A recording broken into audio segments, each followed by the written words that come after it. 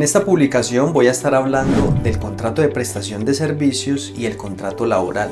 Vamos a hablar sobre las diferencias, pero también cuáles son las posibles consecuencias y los riesgos a los que se pueden enfrentar las empresas por utilizar los contratos de prestación de servicios para contratar trabajadores de manera permanente. Si esta información es de su interés, te invito a que te quedes hasta el final del video. ¿Cuáles son las características entonces del contrato de prestación de servicios? Lo primero que hay que tener en cuenta es que este tipo de contratos son civiles o comerciales. Es decir, que toda la normatividad que rige este tipo de contratos la vamos a encontrar en el Código Civil colombiano y en el Código de Comercio. Además, las personas que intervienen dentro de estos contratos son denominadas como contratante a la persona que está contratando el servicio y contratista a la persona que va a prestar el servicio. El contrato de prestación de servicios se caracteriza primero que todo por la autonomía e independencia del contratista. Esa persona que va a prestar el servicio entonces no puede estar bajo subordinación de la empresa o de la persona que lo está contratando. Esto, en otras palabras, quiere decir que esa persona no tiene por qué cumplir horarios, no puede ser objeto de llamados de atención, no podría estar vinculada a capacitaciones que vaya a brindar la empresa, ni mucho menos estaría ese contratista obligado a pedirle permisos a esa persona que lo está contratando para una cita médica, para ausentarse o para pedir cualquier tipo de licencia, teniendo en cuenta que la principal característica es que ese contratista es autónomo y totalmente independiente. Otra de las características del contrato de prestación de servicios es que ese contratista debe prestar el servicio por su cuenta y riesgo y con sus propios elementos. Es decir, que esa persona va a asumir todos los riesgos y todas las pérdidas que puedan resultar de esa prestación del servicio. Y además de eso, debe comprometerse a prestar el servicio con sus propios recursos, con sus propios elementos y no con los de la empresa. En principio, digamos que eso es una obligatoriedad dentro de este tipo de contratos. No quiere decir que no se pueda pactar que la empresa que lo esté contratando, la persona que lo esté contratando, vaya a facilitar algunos elementos o herramientas para que esa persona pueda desarrollar el objeto de ese contrato. En este tipo de contratos, la persona que va a prestar el servicio no va a recibir salario, sino que va a recibir honorarios por la prestación de su servicio. En este caso, tenemos que decir que como esa persona es totalmente independiente, se caracteriza como eso, como un trabajador independiente. Y en este sentido, esa persona no tendría derecho a prestaciones sociales, es decir, que no tendría derecho a primas de servicios, pago de cesantías, tampoco tendría derecho a disfrutar de vacaciones, ni pago de horas extras u horas nocturnas, porque recordemos que este contrato se caracteriza principalmente por esa autonomía e independencia del contratista. Como en estos contratos, la persona que va a prestar el servicio, denominado como contratista, se caracteriza por ser un trabajador independiente, debe asumir el pago de su propia seguridad social integral. Ello quiere decir que esta persona, de sus propios honorarios, debe realizar los aportes a salud, pensiones y riesgos laborales.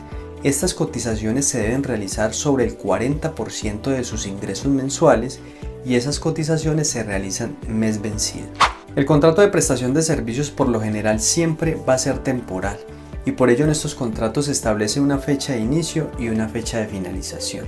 La terminación de este tipo de contratos se puede realizar por incumplimiento de lo pactado, es decir, por el incumplimiento de las obligaciones ya sea del contratante o del contratista.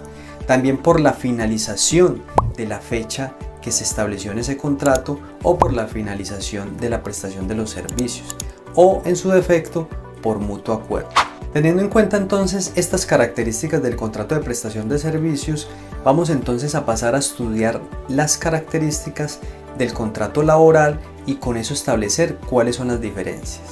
En el contrato laboral, a diferencia del contrato de prestación de servicios, sí existe una subordinación. En estas relaciones de trabajo existe una constante y permanente subordinación de la persona que va a prestar el servicio, que en este caso se denomina como el trabajador. Este trabajador entonces va a estar bajo constante subordinación y para ello está obligado a cumplir los horarios, a seguir las instrucciones y los lineamientos de su empleador. Puede ser objeto entonces de llamados de atención, puede ser sancionado por la empresa y además de eso cualquier tipo de permiso o licencia que requiera solicitar debe solicitar previo permiso a su empleador. Como vemos, está rodeado de una gama de actividades que se fundamentan en la subordinación. En últimas, ese trabajador debe cumplir constantemente y permanente todas las órdenes e instrucciones que emita el empleador. En el contrato laboral, entonces, el trabajador no es autónomo e independiente y no va a prestar el servicio por su cuenta de riesgo y con sus propios recursos, ya que en este caso la empresa o el empleador es el que está obligado a suministrarle las herramientas y los recursos para la prestación del servicio y a indicarle el lugar donde lo debe prestar, que primordialmente es en las instalaciones de la empresa. El contrato de trabajo tiene varias modalidades que inciden en la duración de este. Tenemos el contrato a término fijo, el contrato por obra o labor, que debe ser una obra específica y por un tiempo determinado, y el contrato a término indefinido. Hay que tener en cuenta que estos contratos laborales pueden ser suscritos o pactados de forma escrita o de forma verbal, teniendo en cuenta que si ese contrato se pacta de forma verbal, se entiende contrato a término indefinido. El contrato laboral está regido principalmente por el Código Sustantivo del Trabajo y todas las normas existentes que regulan la materia. Por eso el trabajador tiene unos derechos mínimos, ciertos e indiscutibles, que no se le pueden desconocer. En este sentido, el trabajador tiene derecho al pago de todas las prestaciones sociales, a diferencia del contrato de prestación de servicios. Aquí entonces el trabajador tiene derecho a recibir las primas de servicios en junio y en diciembre, al pago de las cesantías, al pago de las vacaciones y a disfrutar de ellas. Además de eso, el pago de horas extras, horas nocturnas, pago de dominicales y festivos laborales y todas las licencias existentes en este momento. Además de eso, el empleador está obligado a cotizar proporcional a lo que exige la ley sobre la seguridad social integral. Recordemos que en estos casos las cotizaciones a seguridad social integral en salud y pensiones es compartida entre el empleador y el trabajador, pero la mayor carga la tiene el empleador. El contrato de trabajo puede ser finalizado por terminación del tiempo pactado, por la finalización de la obra o labor, por justa causa, ya sea por parte del empleador o por parte del trabajador, o por causa injustificada, que en estos casos el trabajador tendría derecho a una indemnización. Conocidas entonces estas diferencias entre el contrato de prestación de servicios y el contrato laboral, vamos a explicar entonces cuáles serían los riesgos o las consecuencias de contratar un trabajador por contrato de prestación de servicios. Lo primero que hay que decir es que en Colombia muchas empresas, muchos empleadores e inclusive entidades públicas contratan personas a través de esta modalidad de prestación de servicios. Pero en su mayoría y en la mayoría de los casos es buscando un objetivo que no es otro que ahorrarse dinero en sus nóminas. ¿Cómo así que ahorrarse dinero en sus nóminas? Pues como veíamos al inicio de este video, el contrato de prestación de servicios evita una carga prestacional a la persona que está contratando, y en este sentido el trabajador de su propio bolsillo tendría que pagar su seguridad social integral y no tendría derecho a ninguna prestación social. En este sentido, pues lógicamente la empresa, la entidad que está contratando tendría un ahorro importante a largo plazo. Pero entonces, ¿cuál sería el riesgo para las empresas o los empleadores que contraten una persona por prestación de servicios? El riesgo específicamente está en que esa persona pierda su autonomía e independencia y se convierta en un trabajador subordinado. ¿Por qué? Porque es una persona que probablemente tiene que cumplir horarios, va a estar permanente en la empresa, va a ser objeto de llamados de atención, va a prestar el servicio en las instalaciones de la empresa, con los elementos de la empresa. Todas estas características convertirían esa relación en una relación laboral y por ende el trabajador tendría derecho a todas las prestaciones sociales, a que se le reconozca el pago de la seguridad social. Este es el mayor riesgo, porque un trabajador que haya sido contratado por prestación de servicios y vea que se presentan estas características, puede iniciar un proceso judicial para que le sea pagado todas las prestaciones que dejó de percibir durante todo ese tiempo que estuvo prestando el servicio. Si el trabajador se decide a presentar una demanda contra la empresa, el empleador o alguna entidad, en estas demandas lo que se solicitan es primordialmente que se declare la existencia de un contrato realidad. En otras palabras, es que se declare que en esa relación no existió una verdadera prestación de servicios, sino una relación laboral con las consecuencias que ello trae. En estos casos, el juez va a dar aplicación a un principio que encontramos en nuestra Constitución Política de Colombia, denominado primacía de la realidad sobre las formalidades. Esto lo que quiere decir es que el juez va a dar más prevalencia a cómo se desarrolló verdaderamente esa relación entre las partes, identificando específicamente si esa persona estuvo o no bajo una subordinación.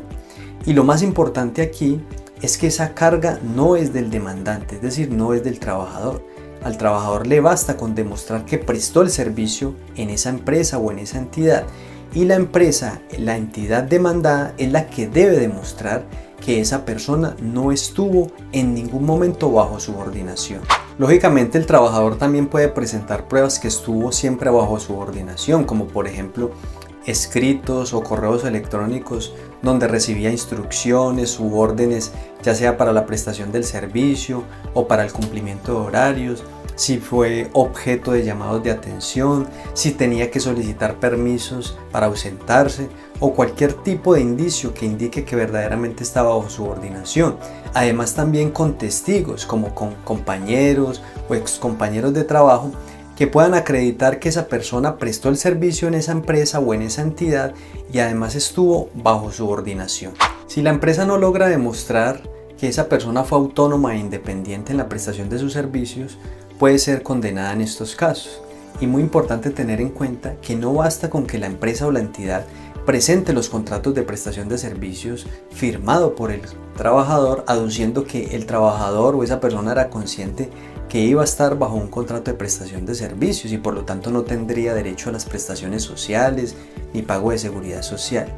Porque como ya mencionaba anteriormente, lo que se va a verificar es cómo verdaderamente se prestó el servicio por parte de esa persona, con el fin de identificar si estuvo o no bajo subordinación.